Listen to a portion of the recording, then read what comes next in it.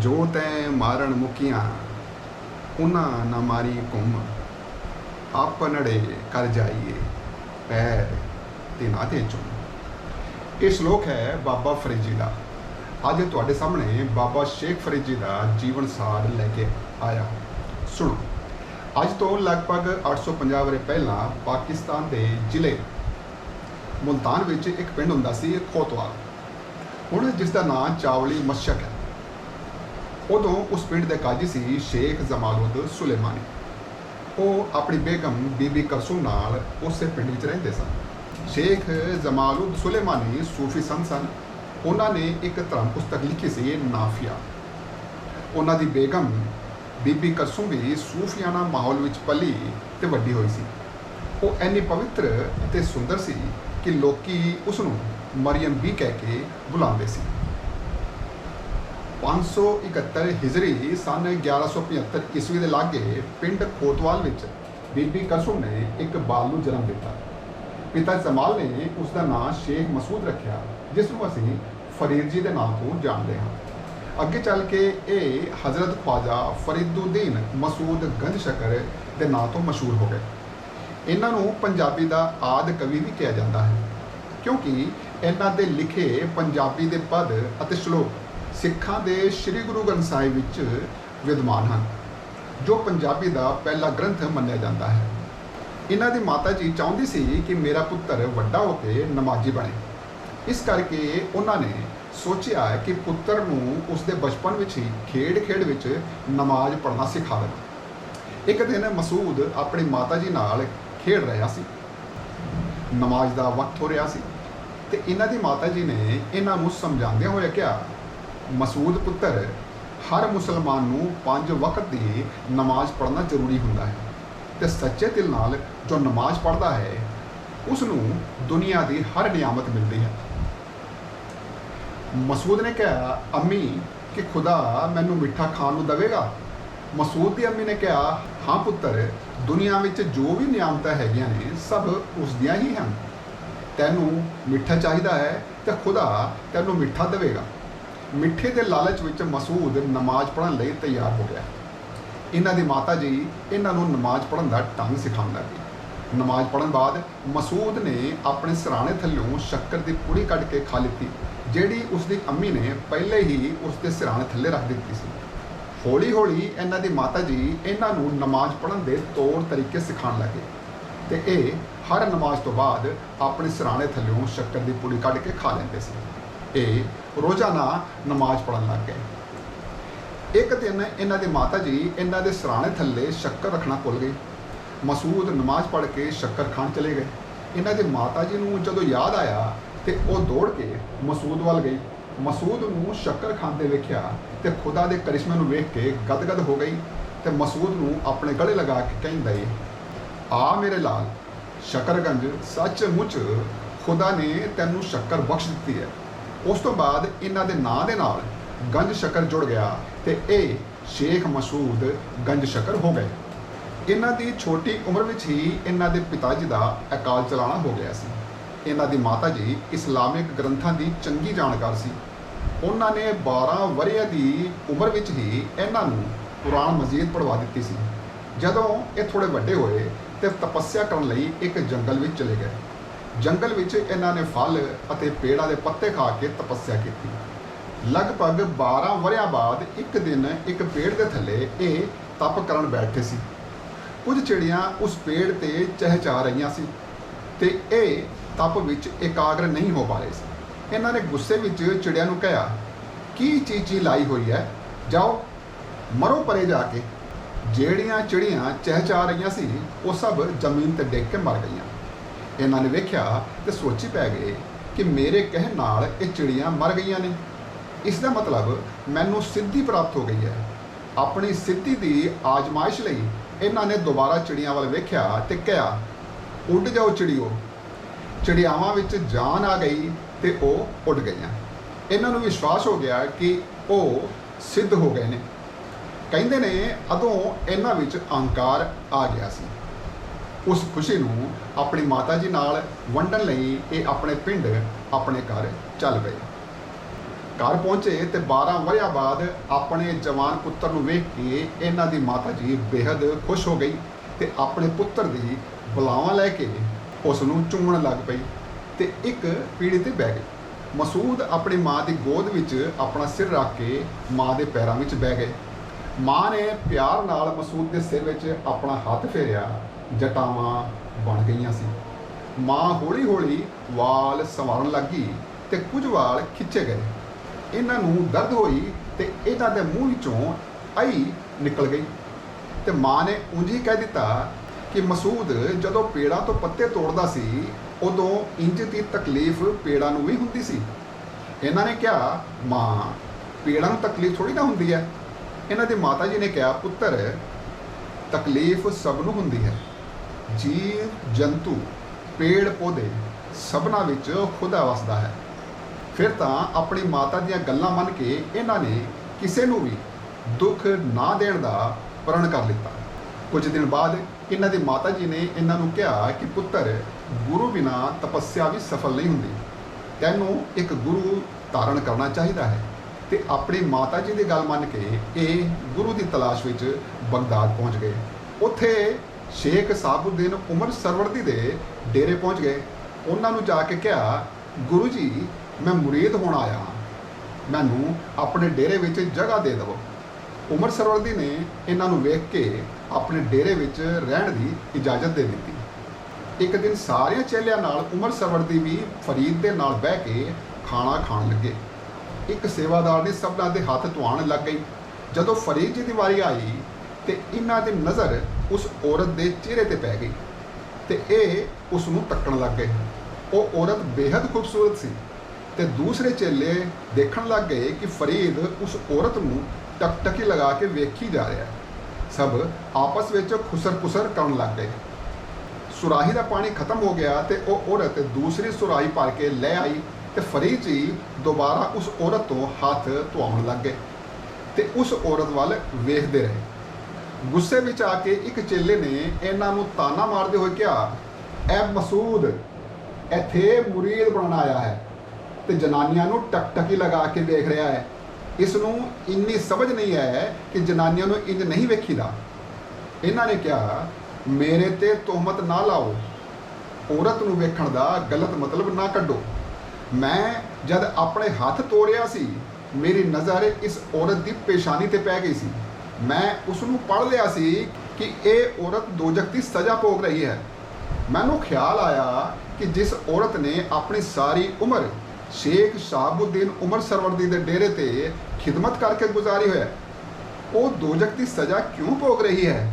ਤਦ ਮੈਂ ਉਸਦੇ ਉਹ ਲੇਖ ਤੋੜਨੇ ਸ਼ੁਰੂ ਕਰ ਦਿੱਤੇ ਸੀ। ਮੈਂ ਉਸਦਾ ਚਿਹਰਾ ਨਹੀਂ ਵੇਖ ਰਿਹਾ ਸੀ, ਉਸ ਦੀ ਪੇਸ਼ਾਨੀ ਦੇ ਉਹ ਲੇਖ ਤੋੜਿਆ ਸੀ। ਮੈਂ ਤਦ ਤੱਕ ਉਸਦੇ ਲੇਖ ਧੋਂਦਾ ਰਿਹਾ ਜਦ ਤੱਕ ਉਹ ਮਿਟ ਨਹੀਂ ਗਏ। ਇਹਨਾਂ ਸੁਣ ਕੇ ਉਮਰ ਸਰਵਰਦੀ ਸੂਫੀਅਤ ਵਿੱਚ ਆ ਗਏ ਤੇ ਉੱਚੀ ਬੋਲੇ, ਸੁਭਾਨ ਅੱਲਾ ਮਸੂਦ, ਤੇਰਾ ਹਾਲੇ ਇਲਮ ਹੁਣੇ ਐਸਾ ਹੈ ਤੇ ਮੁਰੀਦ ਹੋ ਕੇ ਕੈਸਾ ਹੋਵੇਗਾ। ਕੁਝ ਦਿਨ ਬਾਅਦ ਉਮਰ ਸਰਵਰਦੀ ਨੇ ਇਹਨਾਂ ਨੂੰ ਕਿਹਾ, ਮਸੂਦ ਹੁਣ ਤੂੰ ਮੁਲਤਾਨ ਚਲਾ ਜਾ, ਤੇਰੀ ਮੰਜ਼ਿਲ ਉੱਥੇ ਤੇਰਾ ਇੰਤਜ਼ਾਰ ਕਰ ਰਹੀ ਹੈ। ਉਹਨਾਂ ਨੇ ਇਹਨਾਂ ਨੂੰ ਮੁਲਤਾਨ ਭੇਜ ਦਿੱਤਾ। ਮੁਲਤਾਨ ਦੀ ਮਸਜਿਦ ਵਿੱਚ ਇਹ ਤਾਲੀਮ ਲੈਣ ਲੱਗ ਗਏ।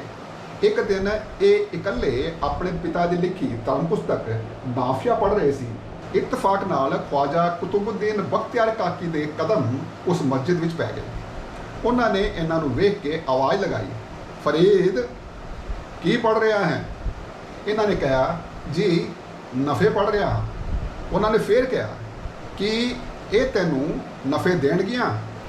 ਇਹ ਸੁਣ ਕੇ ਇਹਨਾਂ ਨੇ ਨਜ਼ਰ ਚੁੱਕੀ ਤੇ ਸਾਹਮਣੇ ਬਖਤਿਆਰ ਕਾਕੀ ਦੇ ਚਿਹਰੇ ਦਾ ਜਮਾਲ ਵੇਖ ਕੇ ਇਹਨਾਂ ਨੇ ਕਿਹਾ, ਮੇਰੇ ਆਕਾ ਇਹ ਮੈਨੂੰ ਨਫੇ ਦੇਣ ਨਾ ਦੇਣ, ਪਰ ਤੁਹਾਡੀ ਨਜ਼ਰ ਇਨਾਇਤ ਮੈਨੂੰ ਨਫੇ ਜ਼ਰੂਰ ਦੇਣਗੀਆਂ। ਤੇ ਇਹ ਉਹਨਾਂ ਦੇ ਮੁਰੀਦ ਹੋ ਗਏ। ਇਹਨਾਂ ਦਾ ਐਸਾ ਜਵਾਬ ਸੁਣ ਕੇ ਕਾਕੀ ਜੀ ਕਹਿੰਦੇ, ਫਰੀਦ ਇਹ ਕਿਤਾਬ ਤੈਨੂੰ ਨਫੇ ਜ਼ਰੂਰ ਦੇਵੇਗੀ। ਇਹ ਕਾਕੀ ਜੀ ਦੇ ਨਾਲ ਨਾਲ ਹੋ ਗਏ। ਜਦੋਂ ਕਾਕੀ ਜੀ ਦਿੱਲੀ ਰੁਖਸਤ ਹੋਣ ਲੱਗੇ ਤੇ ਇਹ ਵੀ ਉਹਨਾਂ ਨਾਲ ਚੱਲਣ ਲੱਗੇ ਤੇ ਕਾਕੀ ਜੀ ਨੇ ਇਹਨਾਂ ਨੂੰ ਕਿਹਾ, ਫਰੀਦ ਅਜੇ ਤੂੰ ਇੱਥੇ ਰਹਿ ਕੇ ਤਾਲੀਮ ਹਾਸਿਲ ਕਰ, ਫਿਰ ਮੇਰੇ ਕੋਲ ਦਿੱਲੀ ਆ ਜਾਵੀਂ। ਉਸ ਮਸਜਿਦ ਵਿੱਚ ਇਹ ਆਪਣੀ ਪੜ੍ਹਾਈ ਪੂਰੀ ਕਰਕੇ ਖਵਾਜਾ ਕੁਤੁਬੁੱਦੀਨ ਬਖਤਿਆਰ ਕਾਕੀ ਕੋਲ ਦਿੱਲੀ ਆ ਗਏ। ਉਹਨਾਂ ਦੀ ਸੇਵਾ ਵਿੱਚ ਲੱਗ ਗਏ। ਇਹ ਕਾਕੀ ਦੇ ਨਹਾਉਣ ਧੋਣ ਲਈ ਰੋਜ਼ਾਨਾ ਸਵੇਰੇ ਸਵੇਰੇ ਪਾਣੀ ਗਰਮ ਕਰਦੇ ਸੀ। ਨਮਾਜ਼ ਤੋਂ ਪਹਿਲਾਂ ਉਹਨਾਂ ਨੂੰ ਵਜ਼ੂ ਕਰਵਾਉਂਦੇ ਸੀ।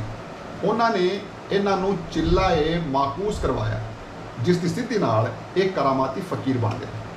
ਪੁਰਾਣੇ ਸਮੇਂ ਵਿੱਚ ਸਾਰੇ ਲੋਕੀ ਸਵੇਰ ਦੀ ਰਸੋਈ ਲਈ ਰਾਤ ਨੂੰ ਹੀ ਅੱਗ ਸੰਭਾਲ ਕੇ ਰੱਖ ਲੈਂਦੇ ਸੀ, ਤਾਂ ਕਿ ਸਵੇਰੇ ਦੀ ਰਸੋਈ ਲਈ ਅੱਗ ਬਾਲਣ ਵਿੱਚ ਸਮਾਂ ਜਾਇਆ ਨਾ ਹੋਵੇ। ਇੱਕ ਰਾਤ ਬੱਦਲਾਂ ਦੀ ਗੜਗੜਾਹਟ ਨਾਲ ਫਰੀਦ ਜੀ ਦੀ ਅੱਖ ਖੁੱਲ੍ਹ ਗਈ। ਬੜੀ ਤੇਜ਼ ਬਰਸਾਤ ਹੋ ਰਹੀ ਸੀ। ਇਹ ਦੌੜ ਕੇ ਬਾਹਰ ਗਏ ਤੇ ਜਿਸ ਭਾਂਡੇ ਵਿੱਚ ਇਹਨਾਂ ਨੇ ਅੱਗ ਸੰਭਾਲ ਕੇ ਰੱਖੀ ਸੀ, ਉਸ ਵਿੱਚ ਪਾਣੀ ਪੈ ਗਿਆ ਸੀ।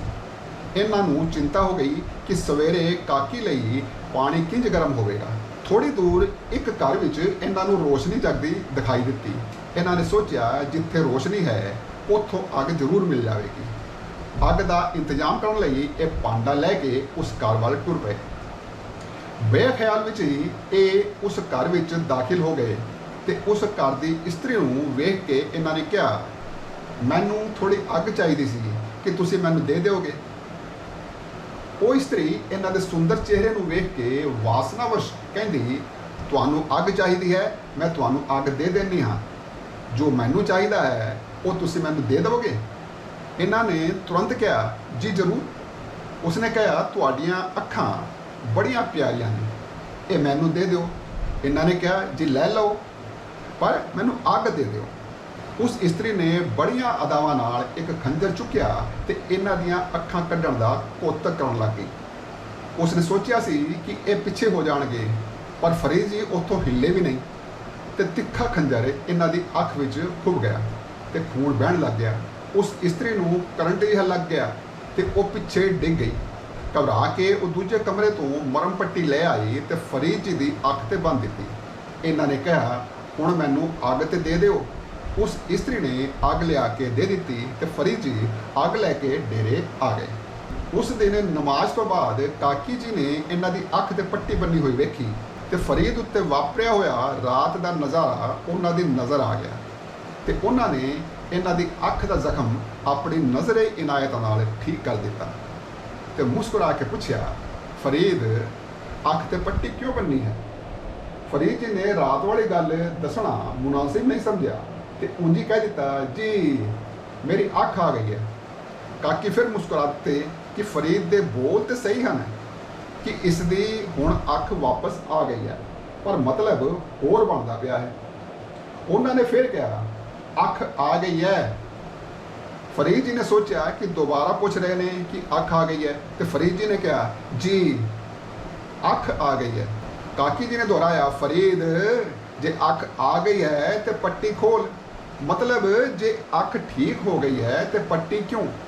ਆਪਣੇ ਮੁਰਸ਼ਦ ਦੇ ਹੁਕਮ ਨਾਲ ਫਰੀਦ ਜੀ ਨੇ ਅੱਖ ਤੋਂ ਪੱਟੀ ਉਤਾਰੀ ਤੇ ਅੱਖ ਵਾਕਿਆ ਠੀਕ ਹੋ ਗਈ ਸੀ, ਕੋਈ ਜ਼ਖਮ ਨਹੀਂ ਸੀ।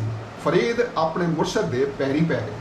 ਕਾਕੀ ਜੀ ਨੇ ਫਰੀਦ ਨੂੰ ਚੁੱਕਿਆ ਤੇ ਕਿਹਾ, ਫਰੀਦ, ਤੇਰੀ ਤਪੱਸਿਆ ਪੂਰੀ ਹੋ ਗਈ ਹੈ, ਜਾ ਆਪਣਾ ਪਰਿਵਾਰ ਵਸਾ। ਤੇ ਕਾਕੀ ਜੀ ਨੇ ਇਹਨਾਂ ਦਾ ਨਿਕਾਹ ਗੁਲਾਮ ਵੰਸ਼ ਦੇ ਬਾਦਸ਼ਾਹ ਬਲਬੰਦੀ ਧੀ ਬੀਬੀ ਹਜ਼ਰਬਾ ਅਜ਼ੀਜ਼ਾ ਨਾਲ ਕਰਵਾ ਦਿੱਤਾ। ਫਿਰ ਇਹ ਦਿੱਲੀ ਤੋਂ ਖੋਤਵਾਲ, ਫਿਰ ਮੁਲਤਾਨ ਤੇ ਆਖਿਰ ਵਿੱਚ ਪਾਕ ਪਤਨ ਜਾ ਕੇ ਵਸ ਗਏ। ਇਹਨਾਂ ਦਾ ਦੂਸਰਾ ਨਿਕਾਹ ਬੀਬੀ ਕਰਸੁਮ ਨਾਲ ਅਤੇ ਤੀਜਾ ਬੀਬੀ ਸ਼ਾਦਰਾ ਨਾਲ ਹੋਇਆ ਸੀ। ਇਹਨਾਂ ਦੇ 8 ਬੱਚੇ ਹੋਏ, 5 ਸਾਹਿਬਜ਼ਾਦੇ ਅਤੇ 3 ਸਾਹਿਬਜ਼ਾਦੀਆਂ। 90 ਸਾਲ ਦੀ ਉਮਰੇ ਸਨ 1265 ਈਸਵੀ ਨੂੰ ਇੱਕ ਰੋਜ਼ ਬਾਬਾ ਫਰੀਦ ਜੀ ਨੇ ਈਸ਼ਾ ਦੀ ਨਮਾਜ਼ ਪੜ੍ਹੀ ਤੇ ਬੇਹੋਸ਼ ਹੋ ਗਏ। ਇਹਨਾਂ ਨੂੰ ਹੋਸ਼ ਆਇਆ ਤੇ ਇਹਨਾਂ ਨੇ ਪੁੱਛਿਆ ਕਿ ਮੈਂ ਈਸ਼ਾ ਦੀ ਨਮਾਜ਼ ਪੜ੍ਹੀ ਹੈ? ਸਭ ਨੇ ਕਿਹਾ, ਜੀ ਬਾਬਾ ਜੀ, ਤੁਸਾਂ ਨੇ ਈਸ਼ਾ ਦੀ ਨਮਾਜ਼ ਪੜ੍ਹ ਦਿੱਤੀ ਹੈ। ਤੇ ਇਹਨਾਂ ਨੇ ਕਿਹਾ, ਚਲੋ ਇੱਕ ਵਾਰ ਹੋਰ ਪੜ੍ਹ ਲੈਂਦਾ ਹਾਂ, ਸ਼ਾਇਦ ਫਿਰ ਮੌਕਾ ਨਾ ਮਿਲੇ। ਤੇ ਇਹਨਾਂ ਨੇ ਦੁਬਾਰਾ ਨਮਾਜ਼ ਪੜ੍ਹੀ। ਇਹ ਫਿਰ ਬੇਹੋਸ਼ ਹੋ ਗਏ। ਦੁਬਾਰਾ ਹੋਸ਼ ਆਇਆ ਤੇ ਇਹਨਾਂ ਨੇ ਫਿਰ ਪੁੱਛ ਲਿਆ ਕਿ ਮੈਂ ਈਸ਼ਾ ਦੀ ਨਮਾਜ਼ ਪੜ੍ਹੀ ਹੈ? ਸਭ ਨੇ ਫਿਰ ਕਿਹਾ, ਜੀ ਬਾਬਾ ਜੀ, ਤੁਸਾਂ ਨੇ 2 ਵਾਰ ਈਸ਼ਾ ਦੀ ਨਮਾਜ਼ ਪੜ੍ਹ ਲਈ ਹੈ। ਇਹਨਾਂ ਨੇ ਫਿਰ ਕਿਹਾ, ਇੱਕ ਵਾਰ ਹੋਰ ਪੜ੍ਹ ਲੈਂਦਾ ਹਾਂ, ਫਿਰ ਮੌਕਾ ਨਹੀਂ ਮਿਲਣਾ। ਤੇ ਤੀਜੀ ਵਾਰ ਇਹਨਾਂ ਨੇ ਨਮਾਜ਼ ਪੜ੍ਹੀ ਤੇ ਫਿਰ ਬੇਹੋਸ਼ ਹੋ ਗਏ ਤੇ ਉਸ ਤੋਂ ਬਾਅਦ ਇਹਨਾਂ ਨੂੰ ਹੋਸ਼ ਨਹੀਂ ਆਇਆ। ਇਹ ਦੁਨੀਆ ਤੋਂ ਪਰਦਾ ਕਰ ਗਏ। ਇਹਨਾਂ ਦੇ ਦੁਨੀਆ ਤੋਂ ਪਰਦਾ ਕਰਨ ਬਾਅਦ ਇਹਨਾਂ ਦੀ ਗੱਦੀ ਦੇ ਵਾਰਿਸ ਬਣੇ ਇਹਨਾਂ ਦੇ ਪੁੱਤਰ ਸ਼ੇਖ ਬਦਰੁੱਦੀਨ। ਫਰੀਦ ਸਾਹਿਬ ਅਰਬੀ ਤੇ ਫਾਰਸੀ ਦੇ ਚੰਗੇ ਜਾਣਕਾਰ ਸੀ, ਪਰ ਪੰਜਾਬੀ ਭਾਸ਼ਾ ਨਾਲ ਉਹਨਾਂ ਦਾ ਲਗਾਵ ਜ਼ਿਆਦਾ ਸੀ। ਇਸ ਕਰਕੇ ਉਹਨਾਂ ਨੇ ਆਪਣੇ ਪਦ ਅਤੇ ਸ਼ਲੋਕ ਆਪਣੀ ਮਾਂ ਬੋਲੀ ਪੰਜਾਬੀ ਵਿੱਚ ਹੀ ਲਿਖੇ। ਹੌਲੀ ਹੌਲੀ ਸਮਾਂ ਲੰਘਦਾ ਗਿਆ। ਲਗਭਗ 300 ਵਰ੍ਹਿਆਂ ਬਾਅਦ 16ਵੀਂ ਸਦੀ ਵਿੱਚ ਸ਼ੇਖ ਇਬਰਾਹਿਮ ਦੀ ਮੁਲਾਕਾਤ ਸਿੱਖਾਂ ਦੇ ਪਹਿਲੇ ਗੁਰੂ ਸ੍ਰੀ ਗੁਰੂ ਨਾਨਕ ਦੇਵ ਜੀ ਨਾਲ ਹੋ ਗਈ। ਗੁਰੂ ਨਾਨਕ ਦੇਵ ਜੀ ਇਬਰਾਹਿਮ ਪਾਸੋਂ ਫਰੀਦ ਜੀ ਦੇ ਅਧਿਆਤਮਿਕ ਅਤੇ ਉਪਦੇਸ਼ਕ ਸ਼ਲੋਕ ਸੁਣ ਕੇ ਪ੍ਰਭਾਵਿਤ ਹੋ ਗਏ ਤੇ ਉਹਨਾਂ ਨੇ ਫਰੀਦ ਜੀ ਦੇ 4 ਪਦ ਅਤੇ 112 ਸ਼ਲੋਕ ਆਪਣੀ ਪੋਥੀ ਵਿੱਚ ਉਤਾਰ ਲਏ। ਅੱਗੇ ਚੱਲ ਕੇ ਇਹਨਾਂ ਸ਼ਲੋਕਾਂ ਨੂੰ ਸ੍ਰੀ ਗੁਰੂ ਗ੍ਰੰਥ ਸਾਹਿਬ ਵਿੱਚ ਸਨਮਾਨ ਪ੍ਰਾਪਤ ਹੋਇਆ। ਪੰਜਾਬ ਦੇ ਫਰੀਦਕੋਟ ਸ਼ਹਿਰ ਦਾ ਪੁਰਾਣਾ ਨਾਮ ਮੋਖਲਪੁਰ ਸੀ। ਇੱਕ ਵਾਰੀ ਬਾਬਾ ਫਰੀਦ ਜੀ 40 ਦਿਨ ਇੱਥੇ ਆ ਕੇ ਰਹੇ ਸੀ ਤੇ ਤਦੋਂ ਉੱਥੋਂ ਦੇ ਰਾਜਾ ਮੋਖਲ ਫਰੀਦ ਸਾਹਿਬ ਤੇ ਮੁਰੀਦ ਹੋ ਗਏ ਸੀ ਤੇ ਉਹਨਾਂ ਨੇ ਮੋਖਲਪੁਰ ਨੂੰ ਫਰੀਦਕੋਟ ਨਾਮ ਦੇ ਦਿੱਤਾ ਸੀ।